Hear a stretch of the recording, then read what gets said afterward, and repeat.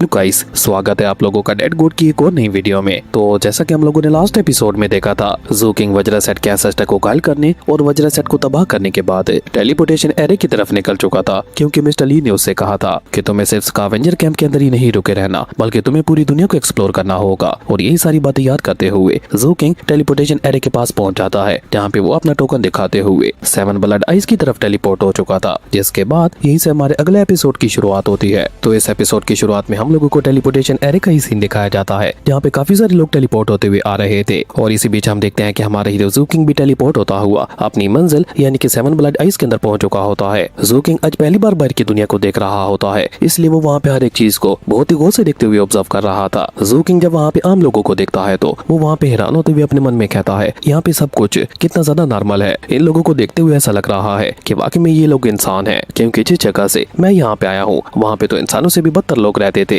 उन्हें इंसान कहना ही गलत होगा, क्योंकि टाइकोंग सिटी के लोगों के अंदर से तो इंसानियत पूरी तरह से खत्म हो चुकी है और अब वो पूरी तरह से जंगली जानवर बन चुके हैं, जहाँ पे मार काट तो आम बात होती है। लेकिन यहाँ पे ऐसा कुछ भी नहीं हो रहा। लगता है कि यहाँ पे इन लोगों के बीच में अभी तक भी थोड़ी बहुत इंसानियत बाकी बची हुई है। और ये कहते कहते ज़ू किंग की नजर जैसे वहाँ पे सामने की तरफ जाती है तो उसे वहाँ पे काउंटर पे एक लड़की बैठी हुई दिखाई देती है, जो कि वहाँ पे काफी ज्यादा बोर दिखाई दे रही थी। ये देखा ज़ू किंग भी सीधा वहाँ पे उस लेडी के पास पहुंच जाता है। ज़ू किंग को देखकर वो लेडी वहाँ पे उसे कहती है, अपना ट्रैवल परमिट दिखाओ और बताओ मुझे तुम यहाँ पे किस काम के लिए आए हो। उस लेडी की ये बात सुनकर हम देखते हैं कि ज़ू किंग उसे वहाँ पे कोई जवाब नहीं देता और वो चुपचाप अपना टोकन उसके सामने रख देता है। और जैसे ही उस लेडी की नजर ज़ू किंग के टोकन के ऊपर पड़ती है तो उसकी सारी बोरियत एक ही झटके के साथ खत्म हो जाती है। वो ध्यान से ज़ू किंग के टोकन को देखते हुए कहती है, ओह तो तुम यहाँ पे मेरे जूनियर ब्रदर बनने के लिए आए हो, यानी कि तुम हमारे सेट को ज्वाइन करने के लिए आए हो। ये तो बहुत ही अच्छी बात है। और ये कहकर वो ज़ू किंग को जेट स्लिप देते हुए कहती है, इसे संभाल के रखना, इसके इस्तेमाल करते हुए तुम अगले 3 दिनों तक यहाँ पे फ्री में रह सकते हो और आगे भी सेट को ज्वाइन करने में ये तुम्हारे काफी ज्यादा काम आएगी। और हाँ, तुम 3 दिनों तक तो यहाँ पे फ्री रह सकते हो, लेकिन उसके बाद तुम्हें हर एक दिन के लिए 30 कंट्रीब्यूशन पॉइंट्स देने होंगे। उस लेडी की ये बात सुनकर हम देखते हैं कि ज़ू किंग वहाँ पे कंफ्यूज होते हुए कहता है कि ये कंट्रीब्यूशन पॉइंट्स क्या होते हैं, जबकि वो लेडी ज़ू किंग को उसकी जेट स्लिप वापस करते हुए कहती है, मैं उम्मीद करती हूँ कि तुम्हें हमारी सिटी के अंदर मजा आएगा। और ये कहकर ज़ू किंग को वो वहाँ से रवाना कर देती है। ज़ू किंग भी वहाँ पे बिना कुछ कहे अपनी जेट स्लिप उठाकर वहाँ से बाहर की तरफ निकल जाता है, जिसके बाद सीन चेंज होता है और हम लोगों को 7 पीक सिटी की एक मार्केट का सीन दिखाया जाता है, जहाँ पे काफी ज्यादा भीड़ होती है। सभी लोग अपनी अपनी जरूरत के मुताबिक शॉपिंग कर रहे होते हैं। वहीं शॉपकीपर्स भी आवाजें दे देकर अपना माल बेचने की कोशिश कर रहे थे। ज़ू किंग के लिए ये सब कुछ एक नया एक्सपीरियंस था। इसी बीच हम लोगों को वहाँ पे एक शॉप का सीन दिखाया जाता है, जहाँ पे कुछ लोग कुछ आइटम्स को खरीद रहे होते हैं कि तभी वहाँ पे एक अमीर लड़का आ जाता है, जिसके साथ उसके 2 बॉडीगार्ड्स भी होते हैं। वो लड़का काफी ज्यादा एटीट्यूड वाला और अमीर लग रहा होता है, क्योंकि जैसे ही वो शॉप के अंदर एंटर करता है तो सभी लोग उसके सामने सर झुकाते हुए उसे ग्रीट करने लगते हैं। इस बीच हम लोग वहाँ पे अपने हीरो ज़ू किंग को भी देखते हैं, जो कि मार्केट को देखकर काफी ज्यादा इंप्रेस लग रहा होता है और वो इस नई दुनिया को अपनी टाइकोंग सिटी और अपने स्कैवेंजर कैंप के साथ कंपेयर करते हुए कह रहा होता है, अगर इस जगह का हमारी टाइकोंग सिटी के साथ कंपेयर किया जाए तो ये तो एक बिल्कुल अलग ही दुनिया है। और यही सब सोचते हुए ज़ू किंग वहाँ पे खुशी खुशी अपना टेस्ट देने के लिए निकल जाता है, जिसके बाद सीन चेंज होता है और हम लोगों को एग्जामिनेशन हॉल का ही सीन दिखाया जाता है, जहाँ पे काफी सारे डिसेबल्स भागते हुए अपना टेस्ट देने के लिए जा रहे होते हैं। और साथ ही साथ वो सभी लोग वहाँ पे आपस में बातें करते हुए कह रहे थे, जल्दी चलो वरना हम लोग टेस्ट नहीं दे पाएंगे। और इसी बीच हम देखते हैं कि ज़ू किंग भी अपना टेस्ट देने के लिए पहुंच चुका होता है। असल में आज यहाँ पे एक इंट्रेंस एग्जाम होने वाला था और ये सभी लोग अपना इंट्रेंस एग्जाम ही देने के लिए जा रहे होते हैं। तभी हम लोगों को वहाँ पे एक फाउंडेशन बिल्डिंग रियलम का कल्टीवेटर दिखाया जाता है, जो कि वहाँ पे अपनी जोरदार आवाज के साथ अनाउंस करते हुए आने वाले नए सभी डिसेबल से कहता है, जो लोग यहाँ पे इंट्रेंस टेस्ट देने के लिए आए हैं वो लाइन बनाकर खड़े हो जाएं। उस पर्सन की यह बात सुनकर हम देखते हैं कि आने वाले सभी नए डिसेबल्स वहाँ पे लाइन लगाना शुरू कर देते हैं। ज़ू किंग, जो कि अभी इंट्रेंस गेट के पास ही खड़ा था, वो अपने पास एक लिस्ट को बाहर निकालता है, जिसमें उसने अपने सभी दुश्मनों का नाम लिख रखा होता है। वो अपने दुश्मनों की लिस्ट को देखकर गुस्सा होते हुए कहता है, मुझे जितना जल्दी हो सके सेट को ज्वाइन करते हुए अपनी कल्टीवेशन स्पीड को और ज्यादा बढ़ाना होगा। एक बार मेरी कल्टीवेशन बढ़ गई तो उसके बाद मैं इनमें से किसी को भी जिंदा नहीं छोड़ूंगा। और यही सोचकर हम देखते हैं कि ज़ू किंग भी अपना इंट्रेंस टेस्ट देने के लिए वहाँ से आगे बढ़ जाता है। वहीं सामने की तरफ हम देखते हैं कि वो मास्टर वहाँ पे एक टेस्टिंग स्टोन का इस्तेमाल करते हुए उन सभी लोगों का टेस्ट ले रहा होता है। और तभी वो वहाँ पे एक डिसेबल जिसका नाम ज़ाओ किंग पिंग होता है, उसका नाम लेते हुए कहता है, तुम्हारे 42 पॉइंट्स हैं, जिसका मतलब है कि तुम पास हो। उस मास्टर की ये बात सुनकर हम देखते हैं कि वो डिसेबल वहाँ पे बहुत ज्यादा खुश हो जाता है, जिसके बाद वो मास्टर वहाँ पे ज़ियाहू नाम की एक लड़की को आगे आने के लिए कहता है। उस मास्टर की ये बात सुनकर हम देखते हैं कि वो लड़की वहाँ पे आगे बढ़ते हुए टेस्टिंग स्टोन के ऊपर अपना हाथ रख देती है, जिसके चलते हम देखते हैं कि टेस्टिंग स्टोन के अंदर वहाँ पे डॉट्स बनना शुरू हो जाते हैं। देखते ही देखते वो सारे डॉट्स मिलकर वहाँ पे पॉइंट्स में बदलने लगे थे, जो देखकर वो मास्टर भी वहाँ पे थोड़ा खुश होकर अनाउंस करते हुए कहता है, तुम्हारे 64 पॉइंट्स हैं, जिसका मतलब है कि तुम भी पास पास हो। जिसके बाद वहाँ पे लीजी नाम की एक लड़की को बुलाया जाता है जो कि वहाँ पे बहुत ज्यादा नर्वस लग रही होती है, और जब वो अपना टेस्ट देती है तो उसके 34 पॉइंट्स निकल कर आते हैं, जिसके साथ ही वो भी वहाँ पे पास हो जाती है। जू किंग जो कि वहाँ पे उन सभी को अपना टेस्ट देते हुए बहुत ही गौर से देख रहा था, वो अपने मन में कहता है ये सभी लोग तो अपनी अपनी स्पिरिचुअल एनर्जी का इस्तेमाल करते हुए टेस्ट दे रहे हैं, लेकिन मेरे अंदर तो स्पिरिचुअल एनर्जी है ही नहीं। फिर भी चाहे कुछ भी हो जाए मैं इस टेस्ट को किसी भी हाल में पास करके रहूंगा। और ये कहते कहते उसे वहाँ पे अपनी शैडो के बारे में याद आता है, जिसे याद करके जू किंग अपने मन में कहता है अगर मैंने इस टेस्ट को पास करने के लिए अपनी शैडो की हल्की सी एनर्जी को रिलीज कर दिया तो मुझे उम्मीद है कि मैं इस टेस्ट को आसानी से पार कर लूंगा। और अभी जू किंग वहाँ पे सब कुछ सोच ही रहा था कि तभी हम देखते हैं कि एग्जामिनर वहाँ पे जू किंग का नाम ही ले लेता है, जिसके बाद हम देखते हैं कि जू किंग भी सीधे जाकर उस टेस्टिंग स्टोन के पास खड़ा हो जाता है और उसके ऊपर अपना हाथ रखते हुए अपनी शैडो की हल्की सी एनर्जी को रिलीज कर देता है, जिसके चलते हम देखते हैं कि उसके 43 पॉइंट्स निकल कर आते हैं, जिसके साथ ही जू किंग को भी वहाँ पे पास कर दिया जाता है। जो देखकर जू किंग वहाँ पे काफी ज्यादा खुश हो गया था। जबकि दूसरे ही हम दो पावरफुल मास्टर्स को देखते हैं जो कि इस नई बैच को देखकर ज्यादा खुश दिखाई नहीं दे रहे होते। वो दोनों आपस में बात करते हुए कहते हैं इस साल का ये नया बैच कुछ ज्यादा खास नहीं लग रहा है, क्योंकि इसके अंदर तो आने वाला हर एक डिसेबल बस एवरी डिसेबल ही है, किसी के अंदर कोई भी खास बात नहीं है। लेकिन अभी वो दोनों वहाँ पे आपस में बातें करते हुए सब कुछ कह ही रहे थे कि तभी उन दोनों को वहाँ पे पीछे की तरफ से बहुत ज्यादा पावरफुल स्पिरिचुअल एनर्जी का एहसास होता है। और जब वो दोनों पलटकर पीछे की तरफ देखते हैं तो ये सब कुछ जू किंग की बॉडी से निकल रहा होता है,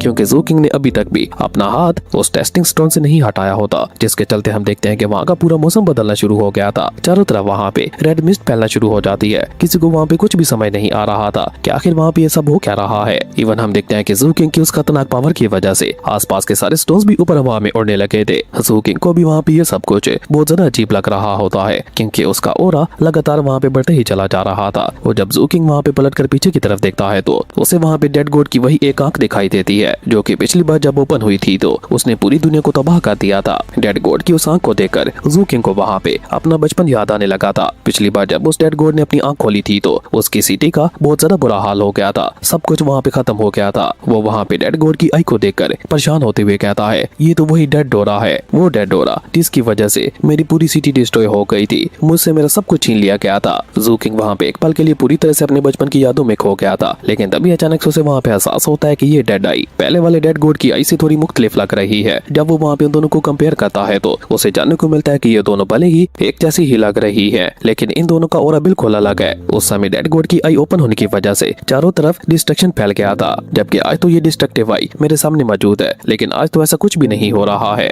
और इस दौरान हम लोगों को वहाँ पे ये भी जानने को मिलता है कि ये सब कुछ तो जू किंग के सोल सीरियलम के अंदर चल रहा होता है। जबकि इस सब की वजह से हम देखते हैं कि बाहर की तरफ जू किंग का सर वहाँ पे फटा जा रहा होता है। वो मास्टर्स वहाँ पे आपस में बात करते हुए कहते हैं बरसों से उस टेस्टिंग स्टोन के अंदर मौजूद उस बीस्ट ब्लड का खून एक्टिवेट हो गया है, जिसपे दूसरा मास्टर उससे सवाल करते हुए पूछता है आखिर तुम क्या कहना चाह रहे हो, जिसपे वो पहले वाला मास्टर उसे वहाँ पे जवाब देते हुए कहता है पीक मास्टर ने खास अरेंजमेंट्स कर रखी है और जो कोई भी उनके इस टेस्ट को पास कर लेता है तो उन्हें वो खास फेवर देते हैं। पर क्या इस लड़के के पास उनका खास टोकन होगा? और सच कहूँ तो इसे देखते हुए मुझे बिल्कुल भी नहीं लग रहा है कि इसके अंदर कोई भी खास बात है। अगर वाकई में ये एक साधारण लड़का है तो क्या वाकई में ये इस खतरनाक टेस्ट को संभाल पाएगा? जबकि प्लेटफॉर्म के ऊपर हम देखते हैं कि अभी तक भी जू किंग के ऊपर बहुत ही ज्यादा पावरफुल और प्रेशर पड़ रहा होता है, जबकि वो अपने सोल सीरियलम के अंदर कह रहा होता है मुझे तुमसे नफरत है, आज चाहे कुछ भी हो जाए मैं तुम्हारे सामने नहीं झुकूंगा। असल में वो वहाँ पे ये सब कुछ डेड गॉड से कह रहा होता है, क्योंकि पिछली बार उसी डेड गॉड की वजह से उसके दोस्त, उसकी फैमिली, उसका सब कुछ उसे छिन गया था, इसलिए वो अपनी जिंदगी में सबसे ज्यादा नफरत डेड गॉड से ही करता था। और यही सब याद करते हुए जू किंग वहाँ पे एक जोरदार दहाड़ मारकर चिल्लाते हुए कहता है मैंने कहा ना मैं हार नहीं मानूंगा। जू किंग कैसा कहते ही हम देखते हैं कि अचानक से वहाँ पे उसकी बॉडी के अंदर से काफी ज्यादा पावरफुल और प्रेशर रिलीज होने लगा था, जो देखकर तो वहाँ पे उन मास्टर्स के साथ साथ जू किंग के सारे डिसेबल्स भी वहाँ पे बहुत ज्यादा हैरान हो जाते हैं, क्योंकि जू किंग लगभग अपने टेस्ट को पास कर चुका होता है। इसलिए एक लड़की वहाँ पे उससे इंप्रेस होते हुए कहती है क्या वाकई में ये लड़का हमारे बैच का सबसे पावरफुल कल्टीवेटर है? वही जू किंग भी जू किंग को देखकर उसकी तारीफ करते हुए अपने मन में कहता है ये लड़का फ्यूचर में बहुत ज्यादा आगे जाएगा, मुझे कुछ भी करके इसके साथ दोस्ती करनी ही होगी। भले ही इसका और मेरा कल्टीवेशन लेवल बिल्कुल एक जैसा है, लेकिन की कंडेंसिंग स्टेज के 7th लेवल पे होने के बावजूद भी इसको देखते हुए मुझे ऐसा महसूस हो रहा है कि मेरे सामने कोई की कंडेंसिंग स्टेज का लड़का नहीं खड़ा, बल्कि एक फाउंडेशन बिल्डिंग रियलम का कल्टीवेटर खड़ा हुआ है। जबकि इस बीच हम देखते हैं कि जू किंग वहाँ पे अपने टेस्ट को पूरी तरह से पास कर चुका होता है, और तभी मास्टर भी वहाँ पे आगे बढ़कर जू किंग की तारीफ करते हुए कहता है जू किंग भले तुम की कंडेंसिंग स्टेज के 7th लेवल पे हो, लेकिन तुम्हारी बॉडी रिफाइनमेंट उस लेवल तक पहुंच चुकी है जहाँ पे तुम अपनी ब्लड की का इस्तेमाल करते हुए अपनी शैडो को मैनिफेस्ट कर सकते हो। और सिर्फ इतना ही नहीं की कंडेंसिंग स्टेज के 7th लेवल पे होने के बावजूद भी ग्रेट सर्कल की कॉम्बैट पावर को प्रोसेस कर सकते हो। बहुत अच्छे, तुमने अपनी इन कमाल की एबिलिटीज का इस्तेमाल करते हुए यहाँ पे सभी को हैरान कर दिया। और ये कहकर वो वहाँ पे रिजल्ट को अनाउंस करते हुए कहते हैं कि इस बैच ने बहुत अच्छा काम किया है, पर ज़ू किंग सबसे ज्यादा इंप्रेसिव निकला, इसलिए वो नंबर 1 पे आया है। उस मास्टर की यह बात सुनकर हम देखते हैं कि सभी लोग वहाँ पे काफी ज्यादा हैरान दिखाई दे रहे थे, जबकि हम देखते हैं कि वो मास्टर अपनी बात को आगे बढ़ाते हुए कहता है इस टेस्ट में जो आर्म डिसेबल्स पास हुए हैं उन्हें टोटल 1000 कंट्रीब्यूशन पॉइंट्स दिए जाएंगे, लेकिन क्योंकि ज़ू किंग ने सभी को पीछे छोड़ते हुए फर्स्ट रैंक हासिल किया है तो उसे टोटल 10,000 कंट्रीब्यूशन पॉइंट्स दिए जाएंगे। ये सुनकर तो हम देखते हैं कि सभी लोगों को वहाँ पे और भी ज्यादा बड़ा झटका लगता है। इवन खुद ज़ू किंग भी वहाँ पे शॉक हो गया था। इस बीच हम उस लड़की को देखते हैं जिसका नाम ज़ियाओ था और वो की कंडेंसिंग स्टेज के 5th लेवल पे होती है। वो भी वहाँ पे हैरान होते हुए कहती है 10,000 कंट्रीब्यूशन पॉइंट्स, ये तो वाकई में काफी ज्यादा इंप्रेसिव है। 10,000 कंट्रीब्यूशन पॉइंट्स का मतलब होता है 10 स्पिरिट स्टोन्स। इस लड़के ने तो आते साथ ही कमाल कर दिखाया। ज़ियाओ की तरह हमें वहाँ पे एक और लड़की को दिखाया जाता है, वो भी की कंडेंसिंग स्टेज के 5th लेवल पे ही होती है और वो भी वहाँ पे बिल्कुल ज़ियाओ की तरह 10,000 कंट्रीब्यूशन पॉइंट्स के बारे में सुनकर बहुत ज्यादा हैरान दिखाई दे रही होती है। जबकि ज़ू किंग अपने मन में कहता है 7 ब्लड आइज के लोग तो वाकई में बहुत ज्यादा काइंड है, यानी कि उसने जितना सोचा था ये लोग उसकी सोच से ज्यादा अच्छे हैं। तभी हम देखते हैं कि वो मास्टर वहाँ पे मौजूद बाकी सभी डिसेबल से कहता है तुम सभी लोग अपने सेकंड टेस्ट की तैयारी करो, जबकि ज़ू किंग तुम मेरे पीछे आओ। और ये कहकर वो ज़ू किंग को लेकर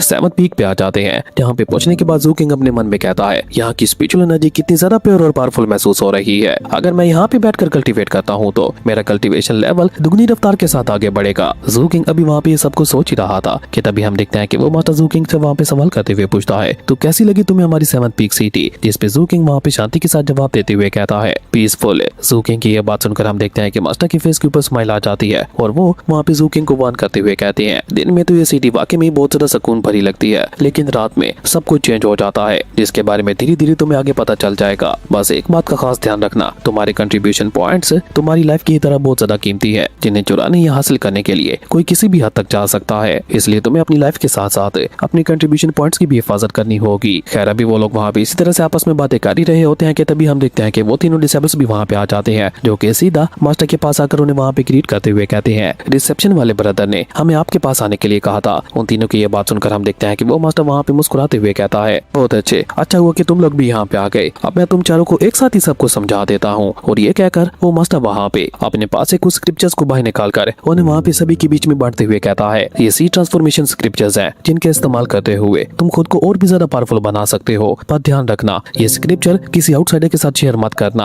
अगर तुम लोग इन्हें सही तरह से स्टडी करते हुए समझ लेते हो तो ये स्क्रिप्चर्स फ्यूचर में तुम्हारे बहुत ज्यादा काम आ सकते हैं। हो सकता है कि इन स्क्रिप्चर्स की वजह से तुम लोगों का टैलेंट और भी ज्यादा निखर जाए। मास्टर वहाँ पे अपनी बात को आगे बढ़ाते हुए कहते हैं हमारा 7th पीक नैनुवांग प्रोविंस के सबसे बड़े पोर्ट को कंट्रोल करता है, जिसका मतलब है कि हमारे डिसेबल्स को भी जितना जल्दी हो सके स्ट्रॉन्ग बनना होता है, और स्ट्रॉन्ग बनने के लिए सबसे ज्यादा जरूरी होता है धर्मा वैसल से, जिनका इस्तेमाल करते हुए तुम अपनी कल्टीवेशन स्पीड को बहुत ज्यादा बढ़ा सकते हो। एक धर्मा वैसल लगभग 100 स्पिरिट कॉइंस का होता है। अब जैसे ज़ू किंग ये सुनता है कि धर्मा वैसल को कल्टीवेशन स्पीड को बढ़ाने के लिए इस्तेमाल किया जाता है तो ज़ू किंग वहाँ पे अपने मन में कहता है वज्रा सेट से मैंने जो स्पिरिट स्टोन चुराए थे और मेरे पास जो व्हाइट पिल्स मौजूद है उन्हें अगर आपस में मिला दिया जाए तो मेरे पास लगभग 300 स्पिरिट स्टोन्स बनते हैं। इस बीच हम देखते हैं कि किंग बिंग नाम का एक डिसेबल आगे बढ़कर मास्टर को एक स्पिरिट नोट देते हुए कहता है कि मैं एक धर्मा वैसल को खरीदना चाहता हूँ। उसकी ये बात सुनकर हम देखते हैं कि मास्टर चुपचाप उस नोट को अपने पास रखते हुए कहता है ठीक है तुम्हें धर्मा वैसल मिल जाएगा। आप किंग पिंग को वहाँ पे इतनी आसानी के साथ 100 स्पिरिट स्टोन्स को खर्च करते हुए देखकर ज़ियाओ नाम की उस लड़की की आंखों में वहाँ पे लालच आ जाता है। वो सीधा वहाँ पे किंग पिंग के पास जाकर उसकी तारीफ करते हुए कहती है ब्रदर किंग पिंग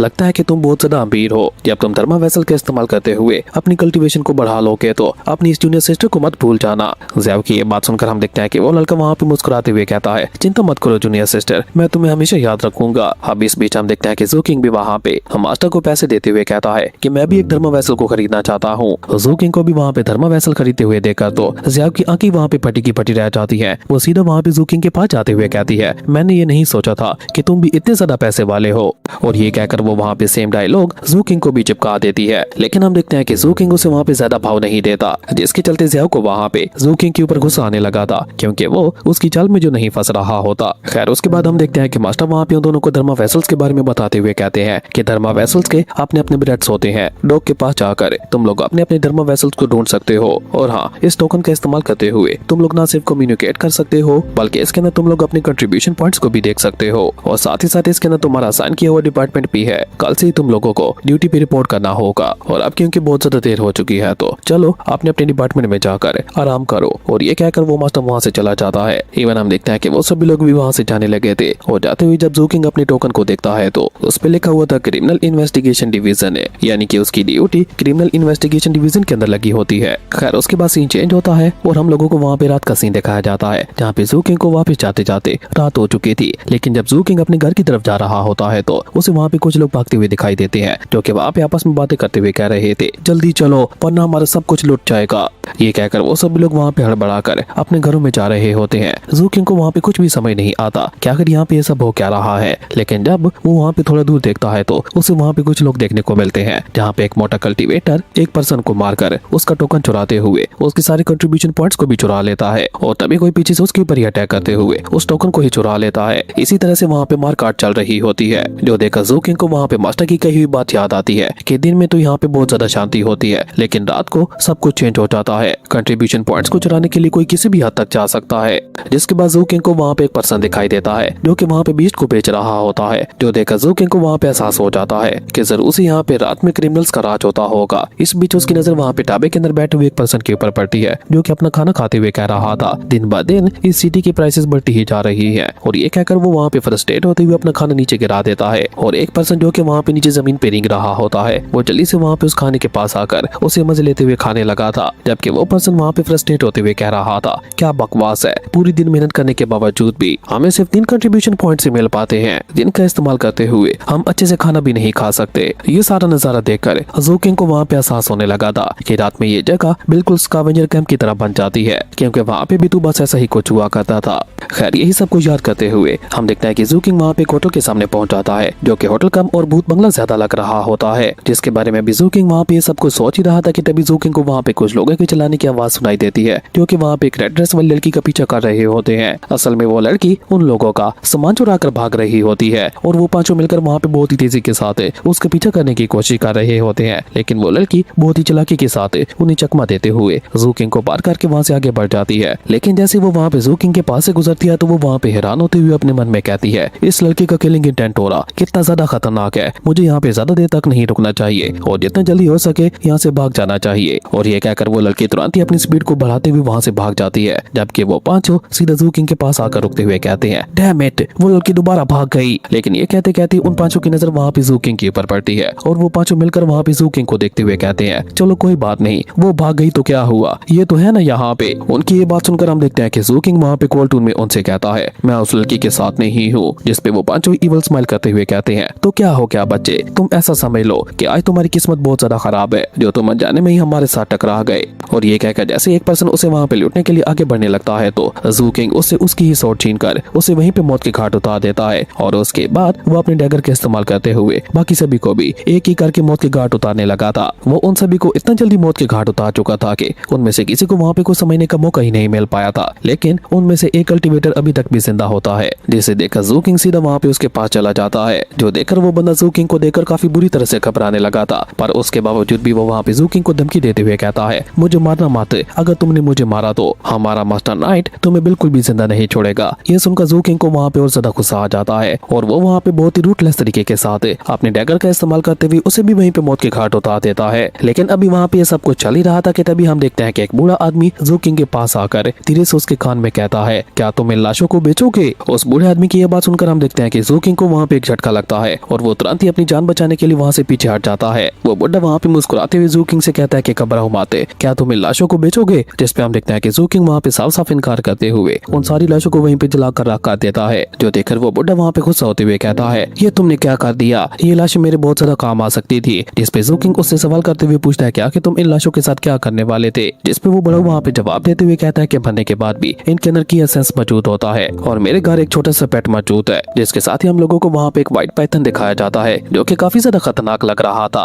वहीं वो बड़ा अपनी बात आगे बढ़ाते हुए कहता है, ये लाशें उसे खिलाने में काम आती हैं, अगर तुम ये लाशें मुझे दे देते तो मैं तुम्हें अपने होटल के अंदर एक रात फ्री में गुजारने का मौका दे सकता था, पर कोई बात नहीं, तुम्हारा बैड लक। पर अब बुरी खबर ये है कि मैंने क्रिमिनल इन्वेस्टिगेशन डिवीजन को इस सब के बारे में बता दिया है और अब वो लोग कभी भी तुम्हें इन्वेस्टिगेट करने के लिए यहाँ पे आते ही होंगे। तो अगर तुम अपनी सलामती चाहते हो तो चुपचाप मुझे एक स्पिरिट कॉइन दे दो, मैं तुम्हारी जान बचा लूंगा। लेकिन हम देखते हैं कि जू किंग तो उसे वहाँ पे साफ साफ इनकार कर देता है, क्योंकि वो खुद भी तो क्रिमिनल इन्वेस्टिगेशन डिवीजन से ही बिलोंग करता था। पर बेचारा वो बड़ा ये बात कहाँ जानता था। वो जू किंग को ना डरते हुए देखकर उससे कहता है, लो क्रिमिनल इन्वेस्टिगेशन डिवीजन के लोग आ भी गए, काफी ज्यादा फास्ट हैं ये लोग, अगर इन लोगों ने तुम्हें पकड़ लिया तो तुम तुम बहुत बड़ी मुसीबत में फंस जाओगे, पर मैं चाहूँ तो अब भी तुम्हारी जान बचा सकता हूँ, लेकिन अब उसके लिए तुम्हें मुझे एक स्पिरिट कॉइन नहीं बल्कि 1000 स्पिरिट कॉइन्स देने होंगे। लेकिन हम देखते हैं कि उस बुढ़ाऊ की ये बात सुनकर ज़ू किंग उसे वहाँ पे कोई भी जवाब नहीं देता और तब तक क्रिमिनल इन्वेस्टिगेशन डिवीजन के लोग भी उनके पास पहुंच चुके होते हैं। अब क्रिमिनल इन्वेस्टिगेशन डिवीजन के लोगों को देखकर वो बुढ़ा वहाँ पे ज़ू किंग के ऊपर इल्जाम लगाते हुए कहता है, ऑफिसर यही है वो लड़का जिसने अभी मेरी आंखों के सामने ही 5 मासूम लोगों को जान से मार दिया। उस बुढ़ाऊ के ऐसा कहते ही हम देखते हैं कि क्रिमिनल इन्वेस्टिगेशन डिवीजन के लोग चारों तरफ से वहाँ पे घेरना शुरू कर देते हैं।